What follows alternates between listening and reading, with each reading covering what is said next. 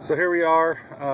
The music wasn't playing, even though the screen said it should be, so I pressed advance, skip to the next track to see what would happen. So here we are on the next track, and notice it just says sync in the top left. It hasn't actually even started, it doesn't show that the song is progressing like it did on the last one, with the counter.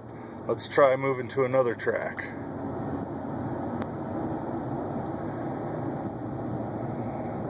Nope, no music. Let's try pressing pause.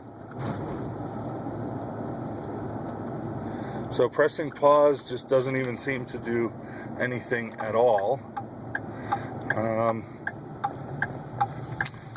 Let's see here, maybe if we turn the sync system off,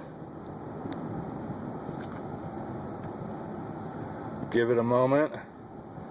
Let's turn it back on. All right, there we go.